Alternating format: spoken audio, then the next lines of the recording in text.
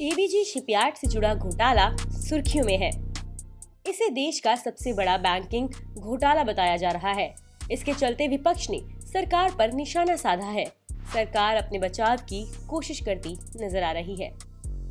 सवाल ये है कि पिछले कुछ सालों में आए एक के बाद एक घोटाले के बाद भी हमारा बैंकिंग सिस्टम फुल प्रूफ नहीं बना है। क्या आरबीआई के रेगुलेशन में कमी है? क्या ऐसा सिस्टम बनाने में सरकार की दिलचस्पी नहीं है जिसमें घोटाला करना नामुमकिन हो? आइए इन सवालों के जवाब जानने की कोशिश करते हैं।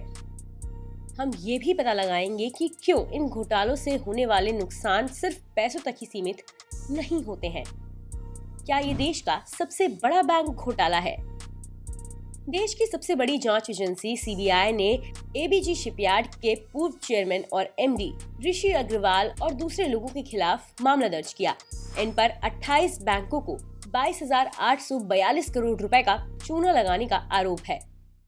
ये रकम नीरव मोदी और मेहुल चोकसी के 12,000 करोड़ रुपए के पीएनबी घोटाले से बहुत बड़ी है। पीएनबी से पहले विजय माल्या ने कई सरकारी और प्राइवेट बैंकों को चूना लगाया था। ये घोटाला करीब 9,000 करोड़ रुपए का था। कैसे सामने आया घोटाला? एबीजी शिपयार्ड का ये घोटाला तब सामने आया जब E&Y ने 2019 में जांच की। उसने अप्रैल 2012 में जुलाई 2017 की ड्यूरेशन की फॉरेंसिक जांच की। जांच में ये पाया गया कि इस ड्यूरेशन में कंपनी ने फ्रॉड किया। इसमें बैंक से कर्ज के रूप में लिए गए पैसों का गलत इस्तेमाल भी शामिल था। लोन के पैसे से अधिकारियों ने विदेश में प्रॉपर्टी तक खरीदी। लोन के पैसे का इस्तेमाल कंपनी ने ग्रुप की दूसरी कंपनियों के लिए किया। सोर्सेस का कहना है कि बैंकों ने कंपनी को ये पैसा 2005 से 2010 के बीच दिया था, लेकिन फ्रॉड E&Y की जांच के बाद सामने आया। कब हुई थी एबीजी शिपयार्ड की शुरुआत? एबीजी शिपयार्ड की शुरुआत 1985 में हुई थी। इसने 2005 में अपना आईपीओ पेश किया था। गुजरात के दहेज और सूरत में इसकी शिप बिल्डिंग फैसिलिटी है। शिप बिल्डिंग की इसकी कैपेसिटी को देखते हुए सरकार ने इसे इंडियन नेवी और कोस्ट गार्ड के लिए भी शिप बनाने की इजाजत दी थी। इसे दुनिया भर के शिप बनाने के लिए ऑर्डर मिलते थे। 2012 के बाद कंपनी की हालत बिगड़ने लगी। E&Y की 2012 से 2017 की ऑडिट रिपोर्ट में बताया गया कि कंपनी के बड़े अधिकारियों ने बैंकों से लिए गए लोन के पैसे का दुरुपयोग किया। कंपनी ने बैंकों से लेकर उसका इस्तेमाल अपनी दूसरी कंपनियों के लिए किया।